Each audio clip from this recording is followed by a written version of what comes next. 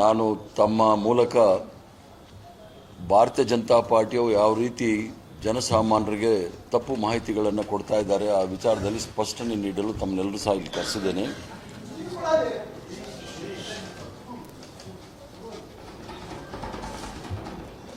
ಎಂದಿನಂತೆ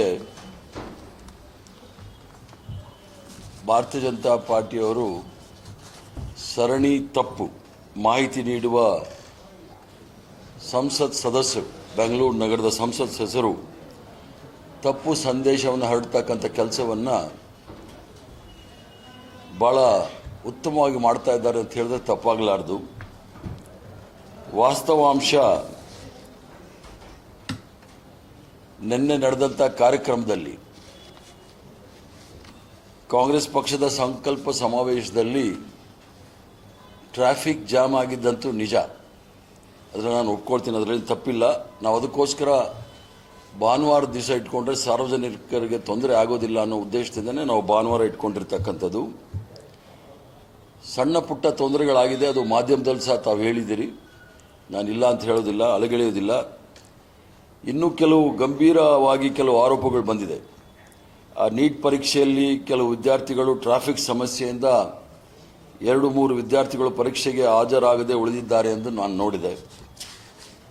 ಈ ಕಾರ್ಯಕ್ರಮದ ಇಂಥ ಪ್ರಮಾದ ನಡೆದಿದೆ ಅಂತ ಯಾವುದಾದ್ರೂ ವಿದ್ಯಾರ್ಥಿಗಳು ವಿದ್ಯಾರ್ಥಿನಿಗಳು ಈ ಕಾರ್ಯಕ್ರಮದಿಂದ ಅವ್ರಿಗೇನಾದರೂ ತೊಂದರೆ ಆಗಿ ಪರೀಕ್ಷೆಯಲ್ಲಿ ಅವ್ರು ಹಾಜರಾಗಲಿಲ್ಲ ಅನ್ನೋದಿದ್ದರೆ ನಾನು ಭಾಳ ಆಳವಾಗಿ ಅದನ್ನು ವಿಷಾದ ವ್ಯಕ್ತಪಡಿಸ್ತೇನೆ.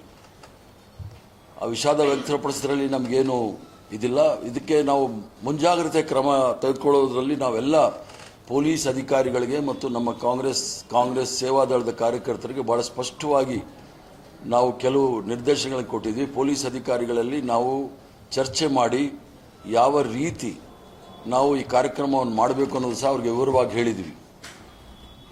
ನೀಟ್ ಪರೀಕ್ಷೆ ಪ್ರಾರಂಭ ಆಗಿದ್ದು 1:30-2:30 ಸಮಯದಲ್ಲಿ ನಮ್ಮೆಲ್ಲ ಬಸ್ಗಳು ಸಹ 10:30 ಒಳಗಡೆ ಪ್ಯಾಲೇಸ್ ಮೈದಾನದಲ್ಲಿ ಬಂದು ಸೇರಿಕೊಂಡಿತ್ತು. ಎಲ್ಲೂ ಸಹ ಸಮಸ್ಯೆ ಆಗಬಾರ್ದು ಅಂತೇಳಿ ನಾವು ಪ್ಯಾಲೇಸಲ್ಲಿ ಇರ್ತಕ್ಕಂಥ ಎಲ್ಲ ಮೈದಾನದ ಜಾಗವನ್ನು ತೆಗೆದುಕೊಂಡು ಅಲ್ಲಿ ಎಲ್ಲ ವಾಹನಗಳನ್ನು ಅಲ್ಲಿ ಪಾರ್ಕ್ ಮಾಡಲು ನಾವು ಆಸ್ಪದ ಮಾಡಿಕೊಟ್ಟಿದ್ವಿ. ಆದರೂ ಸಹ ತಪ್ಪು ನಡೆದಿದೆ. ಕೆಲವು ಮಕ್ಕಳು, ಅದರಲ್ಲಿ 2-3 ಮಕ್ಕಳನ್ನ ಭಾಳ ನಿರಂತರವಾಗಿ ಮಾಧ್ಯಮದಲ್ಲಿ ತೋರಿಸ್ತಾ ಇದ್ರು ಮತ್ತು ಸೋಷಿಯಲ್ ಮೀಡಿಯಾ, ಟ್ರೋಲ್ ಮೀಡಿಯಾದವರು ಆ ಮಕ್ಕಳನ್ನ ತೋರಿಸ್ತಾ ಇದ್ದಾರೆ. ಅವ್ರಿಗೇನಾದರೂ ಆ ಥರ ತೊಂದರೆ ಆಗಿದ್ದರೆ, ಅವ್ರಿಗೇನಾದರೂ 3 ಜನಕ್ಕೆ ಏನಾದ್ರು ತೊಂದರೆ ಆಗಿದ್ದರೆ ಅವ್ರಿಗೆ ಆ ಮುಂದಿನ ಎಕ್ಸಾಮ್ ತಗೊಳ್ಳೋಕ್ಕೆ ಎಲ್ಲ ರೀತಿಯ ಸಹಾಯವನ್ನು ಸಹ ನಾವು ಮಾಡಲಿಕ್ಕೆ ನಾವು ಸಿದ್ಧರಿದ್ದೇವೆ. ಅದರ ಜೊತೆಗೆ ಪದೇ ಇವ್ರಿಗೆ ಭಾರತೀಯ ಜನತಾ ಪಾರ್ಟಿ ಅವ್ರಿಗೆ ಕಾಂಗ್ರೆಸ್ ಪಕ್ಷದವರು ಏನೋ ಮಾಡಿದ್ದಾರೆ ಅಂತ ಹೇಳ್ತಕ್ಕಂಥ ಭಾರತೀಯ ಜನತಾ ಪಾರ್ಟಿಯವರು ಕೆಲವಕ್ಕೆ ಇನ್ನೂ ಸಹ ಉತ್ತರ ಕೊಟ್ಟಿಲ್ಲ. ಇದೇ ನೀಟ್ ಎಕ್ಸಾಮ್ನ ಇಲ್ಲಿಯವರೆಗೆ 3 ಬಾರಿ ಪೋಸ್ಟ್ಪೋನ್ ಮಾಡಿರ್ತಕ್ಕಂಥದ್ದು, ಮುಂದೆ ಹಾಕಿರ್ತಕ್ಕಂಥದ್ದು ನಾವು ನೋಡಿದ್ದೀವಿ. ನೀಟ್ ಪರೀಕ್ಷೆಯಲ್ಲಿ ಪ್ರಶ್ನೆ ಪತ್ರಿಕೆಗಳು ಸೋರಿಕೆ ಆಗಿರ್ತಕ್ಕಂಥದ್ದು ನಾವು ನೋಡಿದ್ದೀವಿ. CBSE ಪರೀಕ್ಷೆಗಳಲ್ಲಿ ಪ್ರಶ್ನೆ ಪತ್ರಿಕೆಗಳು ಸೋರಿಕೆ ಆಗಿರೋದು ನಾವು ನೋಡಿದ್ದೀವಿ. ಅದಲ್ಲದೆ ಹೋದ ಬಾರಿ ಸುಮಾರು 12ಕ್ಕೂ ಹೆಚ್ಚು ಜನ ಆತ್ಮಹತ್ಯೆ ಮಾಡಿಕೊಂಡು, ದೇಶದ ಸರೆಂಡರ್ ಮೋದಿ ಆಗಲಿ ಅಥವಾ ಶಿಕ್ಷಣ ಸಚಿವರಾಗಿರ್ತಕ್ಕಂಥ ಧರ್ಮೇಂದ್ರ ಪ್ರಧಾನರವರಾಗಲಿ ಯಾವುದಾದ್ರೂ ಒಂದೇ ಒಂದು ಆ ವಿಚಾರದಲ್ಲಿ ವಿಷಾದವಾದರೂ ವ್ಯಕ್ತಪಡಿಸಿದ್ದಾರೆ ಅನ್ನೋದು ನಾನು ಕೇಳಲಿಕ್ಕೆ ಇಚ್ಛೆ ಪಡ್ತೇನೆ. ಇವತ್ತು ಬೆಂಗಳೂರು ನಗರದ ಸಂಸತ್ ಸದಸ್ಯರು ಏನೋ ನಡಿಬಾರ್ದ ಪ್ರಮಾದ ನಡೆದಿದೆ ಅಂತ ಹೇಳಿ ಲಕ್ಷಾಂತರ ಜನಕ್ಕೆ ಪದೇ ಪರೀಕ್ಷೆ ಬರೀಲಿಕ್ಕೆ ಅವರನ್ನು ಬಲವಂತ ಮಾಡ್ತಾ ಇರತಕ್ಕಂಥದ್ದು ಭಾರತೀಯ ಜನತಾ ಪಾರ್ಟಿ ಅನ್ನೋದನ್ನು ಭಾಳ ಸ್ಪಷ್ಟವಾಗಿ ಹೇಳಲಿಕ್ಕೆ ಬೀಳ್ತೇನೆ. ನೀಟ್ ಪರೀಕ್ಷೆ ಸೋರಿಕೆಯಿಂದ ಲಕ್ಷಾಂತರ ಜನ, ಸುಮಾರು 1,40,00,000 ಜನ ಅವರ ಪರಿಸ್ಥಿತಿ ಏನಾಗಬೇಕು ಹೇಳಿ, ಸೋರಿಕೆಯಿಂದ ಅವರು ಪರೀಕ್ಷೆಯನ್ನು ಮುಂದೂಡಿದರು. ಅವರ ಭವಿಷ್ಯ ಕೂಡ ಅನಿಶ್ಚಿತೆಯಿಂದ ತುಂಬೋಗಿತ್ತು.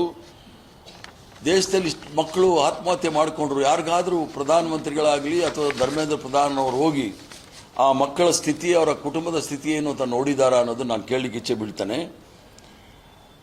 ಅದರಲ್ಲೂ ಸಹ ಕೆಲವು ವಿದ್ಯಾರ್ಥಿಗಳು ಆತ್ಮಹತ್ಯೆ ಮಾಡಿಕೊಳ್ಳೋ ಸಂದರ್ಭದಲ್ಲಿ ನೇರವಾಗಿ ಬಿಜೆಪಿ ಸಚಿವರ ವಿರುದ್ಧ ಆಕ್ರೋಶವನ್ನು ವ್ಯಕ್ತಪಡಿಸಿದ್ದಾರೆ. ಅವರ ಮೇಲೆ ಇನ್ನೂ ಕ್ರಮ ತೆಗೆದುಕೊಂಡಿಲ್ಲ.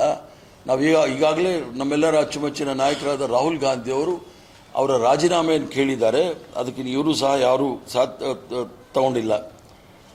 ಇಷ್ಟೆಲ್ಲ ಮಕ್ಕಳು ಆತ್ಮಹತ್ಯೆ ಮಾಡ್ಕೊಳ್ಳೋದಕ್ಕೆ ಲಕ್ಷಾಂತರ ಜನ ಪದೇ ಪದೇ ಪರೀಕ್ಷೆ ಬರೀಲಿಕ್ಕೆ ಕಾರಣಕರ್ತರು ಯಾರು ಅಂತ ಹೇಳಿ ಈ ಒಂದು ಸಂಸದರು ಏನು ಹಬ್ಬಿಸ್ತಾ ಇದ್ದಾರೆ, ಸುಳ್ಳು ಹಬ್ಬಿಸ್ತಾ ಇದ್ದಾರೆ, ಅದ್ರ ಬಗ್ಗೆ ಹೇಳಬೇಕಾಗುತ್ತೆ. ಈಗ ಮೈಸೂರಲ್ಲಿ 1847 ವಿದ್ಯಾರ್ಥಿಗಳು ಆಗಿದ್ದಾರೆ. ಅಲ್ಲಿ ಯಾವ ಕಾರ್ಯಕ್ರಮ ಇತ್ತು? ಯಾದಗಿರಿಯಲ್ಲಿ 286 ಅಭ್ಯರ್ಥಿಗಳು ಹಾಜರಿಯಾಗಿದ್ದಾರೆ. ಅಲ್ಲಿ ದಕ್ಷಿಣ ಕನ್ನಡದಲ್ಲಿ ಆಗಿದೆ. ಅಲ್ಲಿ ಯಾವ ಕಾರ್ಯಕ್ರಮ ಇರಲಿಲ್ಲ. ಇಲ್ಲಿ ರಾಜ್ಯದ ಹಲವೆಡೆ ಪರಿಸ್ಥಿತಿ ಹಾಗಾದರೆ ಎಲ್ಲ ಜಿಲ್ಲೆಗಳಲ್ಲೂ ಕಾರ್ಯಕ್ರಮ ನಡೀತಾ ಈ ಒಂದು ನೀಟ್ ಪರೀಕ್ಷೆಯಲ್ಲಿ ತೊಂದರೆ ಆಗಿದೆ ಅನ್ನೋದಕ್ಕೆ. ಅದಲ್ಲದೆ ಕೆಲವು ಮಕ್ಕಳು ಟಿವಿನಲ್ಲಿ ಬಂದು ಹೇಳಿದ್ರು ನಮಗೆ ತೊಂದರೆ ಆಗಿದೆ ಅಂತ ಗೈರ್ಹಾಜರಾದ ಮಾತ್ರ ಅವರೆಲ್ಲರೂ ಸಹ ತಾವೇ ಮಾಧ್ಯಮದಲ್ಲಿ ಕೆಲವು ಮಾಧ್ಯಮದವರು ಇಂಟರ್ವ್ಯೂ ಮಾಡಿದ್ದಾರೆ. ಅದರಲ್ಲಿ ನಾವು ಪರೀಕ್ಷೆ ಬರೆದು ಬಂದಿದ್ದೀವಿ ಅಂತಲೂ ಸಹ ಹೇಳಿದ್ದಾರೆ. ಇದನ್ನ ಭಾರತೀಯ ಜನತಾ ಪಾರ್ಟಿಯು ಅವರು ಸುಳ್ಳಿನ ಫ್ಯಾಕ್ಟ್ರಿ ಇಟ್ಕೊಂಡಿರ್ತಕ್ಕಂಥವ್ರು ತಪ್ಪು ದಾರಿಗೆ ಎಳೆಯೋದು ಬೇಡ. ಅವರ ತಪ್ಪನ್ನು ಮರೆಮಾಚಲಿಕ್ಕೋಸ್ಕರ ಯಾವುದೋ ಒಂದು ಕುಂಟು ನೆಪ ಹೇಳಿ ಕಾಂಗ್ರೆಸ್ ಪಕ್ಷದ ಮೇಲೆ ಗೂಬೆ ಕುರಿಸೋದು ಬೇಕಾಗಿಲ್ಲ. ಈ ಒಂದು ದೇಶದಾದ್ಯಂತ ವಿದ್ಯಾರ್ಥಿಗಳು ಆತಂಕದಲ್ಲಿರೋ ಸಂದರ್ಭದಲ್ಲಿ ಯಾವುದೇ ಒಂದು ಪರೀಕ್ಷೆ ತೆಗೆದುಕೊಳ್ಳದೆ ಒಂದು ಫೇಕ್ ಸರ್ಟಿಫಿಕೇಟ್ ಇಟ್ಕೊಂಡಿರ್ತಕ್ಕಂಥ ಪ್ರಧಾನಮಂತ್ರಿಗಳು ಮತ್ತು ಪರೀಕ್ಷಾ ಪೇ ಚರ್ಚಾ ಅದೇನೋ ಮಾಡ್ತಾರೆ, ಪರೀಕ್ಷಾ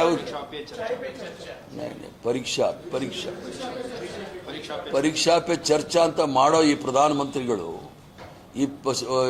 ಈ ಸೋರಿಕೆ ಬಗ್ಗೆ ಇನ್ನೂ ಸಹ ಮಾತಾಡ್ತಾ ಇಲ್ಲ. ಅವರು ಒಂದೇ ಒಂದು ಪರೀಕ್ಷೆ ತೆಗೆದುಕೊಂಡಿಲ್ಲ, ಫೇಕ್ ಡಿಗ್ರಿ ಇಟ್ಕೊಂಡಿರ್ತಕ್ಕಂಥ ಮಹಾನುಭಾವ. ಅದ್ರ ಜೊತೆಗೆ ನಾನು ಬಿಜೆಪಿ ನಾಯಕರನ್ನು ಕೇಳಲು ಒಂದಷ್ಟು ವಿಚಾರವನ್ನು ಕೇಳ್ತೀನಿ. ನೀಟ್ ಪ್ರಶ್ನೆ ಪತ್ರಿಕೆ ಸೋರಿಕೆಗೆ ಹೊಣೆ ಯಾರು? ದೇಶದ ಲಕ್ಷಾಂತರ ವಿದ್ಯಾರ್ಥಿಗಳ ಮಾನಸಿಕ ಯಾತನೆಗೆ ಯಾರು ಹೊಣೆ? ಆತ್ಮಹತ್ಯೆ ಮಾಡಿಕೊಂಡ ವಿದ್ಯಾರ್ಥಿಗಳ ಕುಟುಂಬಗಳಿಗೆ ಉತ್ತರ ಕೊಡುವವರು ಯಾರು? ಪರೀಕ್ಷಾ ವ್ಯವಸ್ಥೆಯ ಮೇಲೆ ನಂಬಿಕೆ ಕಳೆದು ಹೋಗುವಂತೆ ಮಾಡಿದವರು ಯಾರು? ಈ ಪ್ರಶ್ನೆಗಳಿಗೆ ಉತ್ತರ ನೀಡದೆ ಕಾಂಗ್ರೆಸ್ ಕಾರ್ಯಕ್ರಮವನ್ನು ಗುರಿಯಾಗಿಸಿಕೊಂಡು ಮಾತನಾಡೋದು ನಾಚಿಗೇಡಿತನ ಈ ಭಾರತೀಯ ಜನತಾ ಪಾರ್ಟಿಯವರು. ಕಾಂಗ್ರೆಸ್ ಪಕ್ಷ ವಿದ್ಯಾರ್ಥಿಗಳ ಭವಿಷ್ಯದ ಬಗ್ಗೆ ಕಾಳಜಿ ಹೊಂದಿದೆ. ನಾವು ವಿದ್ಯಾರ್ಥಿಗಳ ಹಕ್ಕುಗಳ ಪರವಾಗಿ ನಿಲ್ಲುತ್ತೇವೆ. ಅದರ ಬಿಜೆಪಿ ಸರ್ಕಾರ ತನ್ನ ವೈಫಲ್ಯಗಳನ್ನು ಮುಚ್ಚಿ ಹಾಕಲು ರಾಜಕೀಯ ಆರೋಪಗಳನ್ನ ಹಿಂದೆ ಅಡಗಿರತಕ್ಕಂಥದ್ದು ನಾವೆಲ್ಲರೂ ಸಹ ನೋಡಬಹುದು.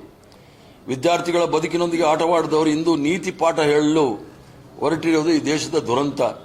ಮೊದಲು ನೀಟ್ ಹಗರಣದ ಬಗ್ಗೆ ದೇಶಕ್ಕೆ ಕ್ಷಮೆ ಕೇಳಿ, ನಂತರ ಕಾಂಗ್ರೆಸ್ ಪಕ್ಷ ಬಗ್ಗೆ ಮಾತನಾಡಿ ವಿದ್ಯಾರ್ಥಿಗಳ ಭವಿಷ್ಯ ಹಾಳು ಮಾಡಿದವರ ಬಾಯಲ್ಲಿ ನೈತಿಕತೆ ಮಾತುಗಳು ಶೋಭಿಸುವುದಿಲ್ಲ. ಮೊದಲು ಈ ದೇಶದ ಶಿಕ್ಷಣ ಸಚಿವ ರಾಜೀನಾಮೆ ಕೊಡಬೇಕು. ಇದರ ಮೊದಲು ಶಿವರಾಜ್ ಸಿಂಗ್ ಚೌಹಾಣ್ ಮಧ್ಯಪ್ರದೇಶದ ಮುಖ್ಯಮಂತ್ರಿಗಳಾಗಿದ್ದಾಗ ವ್ಯಾಪಂ ಘೋಟಾಳ ಅಂತ ಆಗಿತ್ತು. ಅದರಲ್ಲಿ ಸುಮಾರು 45 ಜನ ಕೊಲೆ ಆಗಿದ್ದಾರೆ. 45 ಜನ ಕೊಲೆ ಆಗಿದೆ. ಆ ಒಂದು ಪ್ರಕರಣ ಇವತ್ತಿಗೂ ಸಹ ಈಚೆ ಬರ್ತಾ ಇಲ್ಲ. ತಮ್ಮ ಸಂಪೂರ್ಣ ವೈಫಲ್ಯಗಳನ್ನು ಮುಚ್ಚಲಿಕ್ಕೆ ಕಾಂಗ್ರೆಸ್ ಮೇಲೆ ಗೂಬೆ ಕೂಡಿಸ್ತಕ್ಕಂಥ ಭಾರತೀಯ ಜನತಾ ಪಾರ್ಟಿಯ ಗೂಬೆಗಳಿಗೆ ಸರಿಯಾದ ಉತ್ತರ ಜನ ಕೊಡ್ತಾರೆ ಅಂತೇಳಿ ನನ್ನ ಭಾವನೆ.